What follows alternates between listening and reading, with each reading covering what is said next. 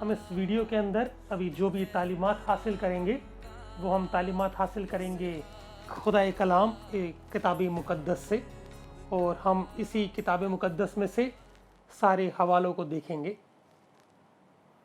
میں آپ سبھی لوگوں کو پھر سے مسیح یسوع کے نام میں سلامتی کا پیغام دیتا ہوں۔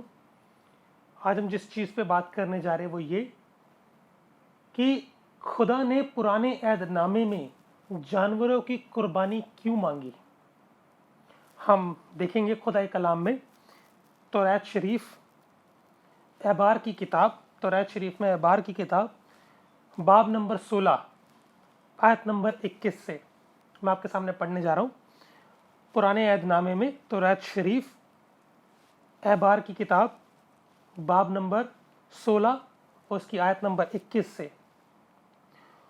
اور ہارون اپنے دونوں ہاتھ اس زندہ بکرے کے سر پر رکھے اور اس کے اوپر بنی اسرائیل کی سب بدکاریوں اور ان کے سب گناہوں اور خطاؤں کا اقرار کرے اور ان سب کو اس بکرے کے سر پر دھرے اور اس شخص کے ہاتھ سے جو کام کے لیے تیار کیا گیا ہو قربان کرے۔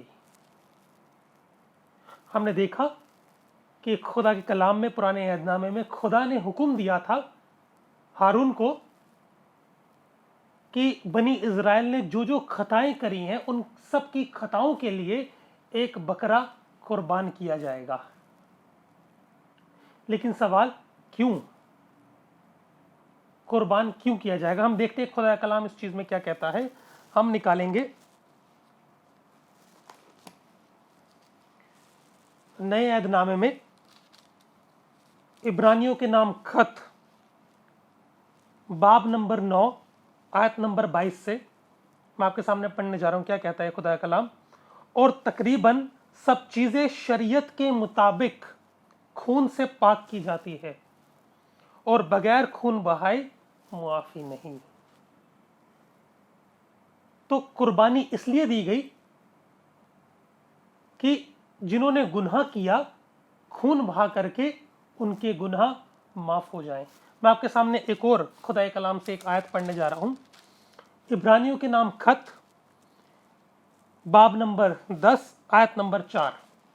یہ کچھ اس طریقے سے کہتا ہے، کیونکہ ممکن نہیں کہ بیلوں اور بکروں کے خون گناہوں کو دور کرے۔ ہم نے دیکھا خدا کے کلام میں کہ ممکن نہیں بیلوں اور بکروں کے خون گناہ کو معاف کریں۔ تو خدا نے پرانے عہد نامے میں کیوں کہا قربانی دینے کے لیے؟ جو پرانے عہد نامے میں خدا نے قربانی مانگی، کہا کہ اس بکرے کو قربان کرو، وہ ایک پرچھائی تھی۔ وہ ایک پرچھائی تھی آنے والے وقت میں کسی اور کی قربانی کی۔ ہم دیکھتے ہیں خدا کلام میں خدا کلام کیا کہتا ہے اس بارے میں۔ عبرانیوں کے نام خط باب نمبر 9 آیت نمبر 27 کیا کہتی ہے؟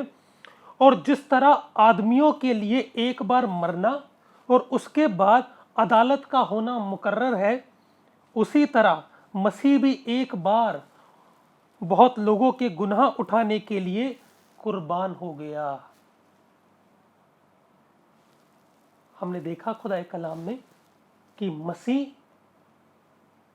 ایک بار سب کے گناہ اٹھا لیے، صرف ایک باری میں سب کے گناہ اٹھا لیے۔ تو جو پرانے عہد نامے میں قربانی ہوئی وہ پرچھائی تھی اس بات کی، وہ ایک طرح کی نبوت تھی کہ آنے والے وقت میں خدا کی طرف سے ایک برہ بھیجا جائے گا جو دنیا کے گناہ کو اپنے اوپر اٹھا لے گا۔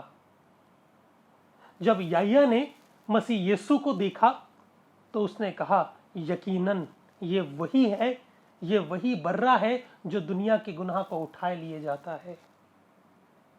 پرانے عہد نامے میں وہ ایک پکچر تھی، ایک طرح کی نبوت تھی، اور اس کے ذریعے یہ بتایا گیا کہ آنے والے وقت میں کوئی اور ہمارے گناہ کے لیے قربان ہونے کے لیے آئے گا۔ اور اسی کے ساتھ ساتھ ایک چیز کی بات وہ اور درشاتی ہے قربانی، کہ جب किसी ने गुनाह किया और उसने अपना हाथ उस बकरे के ऊपर रखा और कुर्बान किया तो वो बकरा तड़पता था। वो इस बात की निशानी थी, देख गुनाह तूने किया, ये हालत तेरी होनी थी, लेकिन ये हालत अब इस बकरे के ऊपर डाल दी, ये तेरा गुनाह इसके ऊपर डाल दिया। जिस तरह से ये बकरा तड़प रहा है इस तरह से तुझे तड़पना था, लेकिन खुदा ने तुझ पे अपनी रहमत करी, खुदा ने तुझ पे अपनी बरकत करी, इसलिए तेरे बदले का गुनाह इस बकरे ने उठा लिया। ये इस बात की नबूवत थी, ये इस बात की परछाई थी कि आने वाले वक्त में मसीह यीशु हमारे गुनाहों की कुर्बानी देगा। जो सजा यीशु मसीह के ऊपर हुई वो हमें भुगतनी थी, उस गुनाह का कफारा हमें देना था, वो सजा हम पर होनी थी, लेकिन वो सजा यीशु मसीह को मिल गई। तो हमने देखा कि पुराने अहदनामे में खुदा ने जानवरों की कुर्बानी क्यों मांगी, इसलिए कि वो आने वाले मसीह की परछाई को दिखा सके, लोगों को बता सके।